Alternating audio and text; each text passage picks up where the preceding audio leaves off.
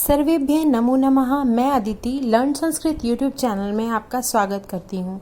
आज हम चर्चा करेंगे कारक एवं विभक्ति प्रकरण पर वीडियो स्टार्ट होने से पहले चैनल को सब्सक्राइब कर दें ताकि आपको आने वाली नोटिफिकेशन मिल सके।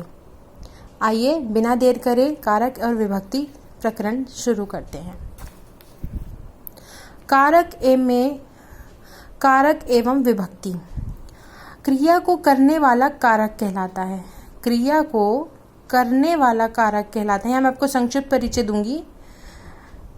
कारक कहलाता है। कारकों की संख्या 6 होती है। कर्ता, कर्म, करण, संप्रदान, अपादान, अधिकरण। इसके अतिरिक्त 7वां जो कारक होता है, 7वां कारक, वो संबोधन होता है। संबोधन यानी किसी को पुकारने के अर्थ में योग होता है। विभक्तियां कितनी होती है? 7 होती हैं। प्रथमा, द्वितीया, तृतीया, चतुर्थी, पंचमी, षष्ठी, सप्तमी। यहाँ जानते हैं कारक के चिन्ह, कारक चिन्ह और शब्द यानी कौन से रूप में होगा। कर्ता ने, कर्ता के साथ में ने चिन्ह आता है, प्रयोग होता है रामः। कर्म के साथ में को के साथ रामम, रामम यानी द्वितीय विभक्ति लग गई। करण से यानी के द्वारा या किसी के द्वारा या से सहायक रूप में रामेण आता है। संप्रदान के लिए रामाये। अपादान योग होता है पृथक होने के लिए, कोई चीज़ किसी से अलग होती है तब अपादान लगता है कारक। रामात। अधिकरण में पर रामे। संबोधन हे अरे हे राम यानी पुकारने के लिए हे राम।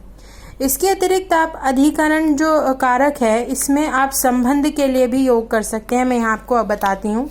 संबंध के लिए आप क्या यूज़ कर सकते हैं? विशेष व्यवहार की दृष्टि से संबंध को बताने के लिए, यानी कि अधिकरण जो आपका कारक है इसके साथ में आप संबंध बताने के लिए का, के, की संबंध सूचक भी डाल सकते हैं, जिसमें षष्ठी विभक्ति आती है, यानी कि रामस्य। आगे हमने यहाँ पे देखा था, यहाँ पे हमने अधिकरण में रामे लगाया था, बट इसके अतिरिक्त यहाँ पे आपको का, के, की अगर संबंध होता है यानी किसी का पुत्र, किसी का भाई, तो यहाँ रामस्य भी हो सकता है, जो कि मैं यहाँ आगे आपको बताती हूँ। यहाँ रामस्य हो सकता है।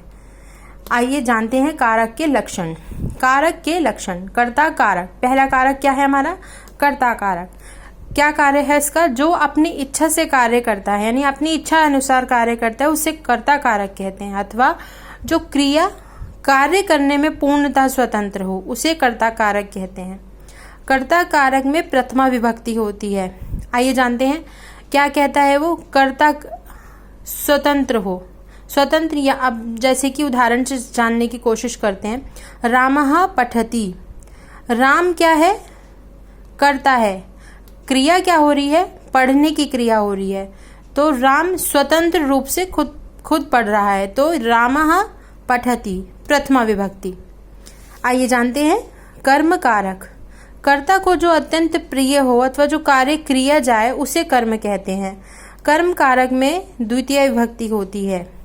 कर्ता को जो प्रिय हो, जैसे कि दयानंद वेदम पठति। अब दयानंद कौन है? या कर्ता है, उसको प्रिय क्या है? कर्म क्या कर रहा है?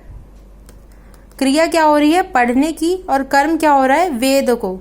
वेदम, इसीलिए यहाँ द्वितीय विभक्ति है। दयानंदः वेदम पठति। आइए जानते हैं कर्ण कारक। तृतीय कारक है। क्रिया को करने में जो कर्ता का सबसे अधिक सहायक हो उसे कर्ण कारक कहते हैं। कर्ण में तृतीय विभक्ति होती है। अर्जुन मुखेन वदति। अर्जुन किससे बात करता है? मुख के द्वारा।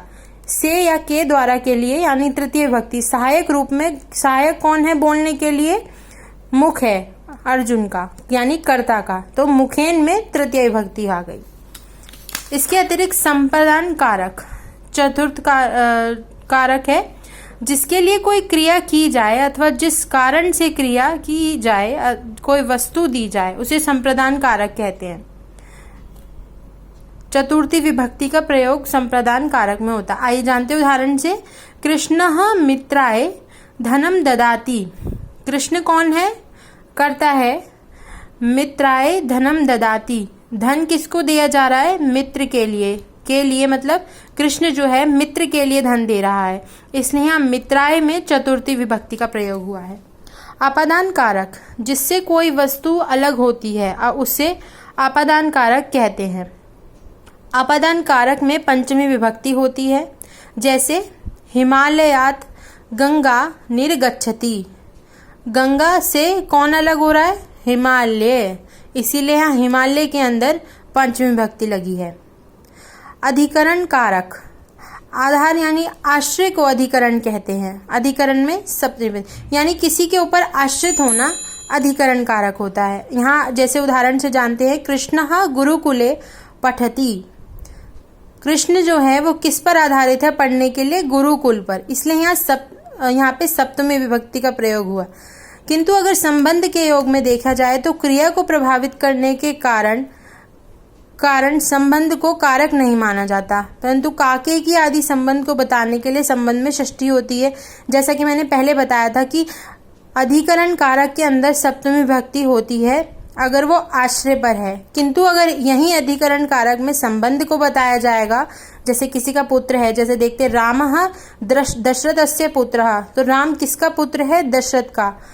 दशरथ का के की, यानी इसीलिए संबंध के ऊपर बात हुई है, यानी दशरथ का पुत्र है, इसलिए दशरथ में षष्ठी विभक्ति का प्रयोग हुआ है। किंतु यहाँ गुरुकुल के ऊपर आश्रित कृष्ण है पढ़ने के लिए, इसीलिए यहाँ सप्तमी विभक्ति का हुआ है। आश्रित होने के लिए सप्तमी, और अगर संबंध की बात आएगी तो षष्ठी अधिकरण कारक में। आइए इसके अतिरिक्त जानते हैं संबोधन। संबोधन यानी किसी को पुकारने में के योग में प्रथमा विभक्ति होती है, जैसे हे देव। हे देव यानी आदर के पूर्वक आप पुकार जा रहे हैं। तो ये थे हमारे कारक और विभक्ति। आशा करती हूँ आप सबको वीडियो पसंद आई होगी और चैनल को सब्सक्राइब कर दें। Thank you, bye bye.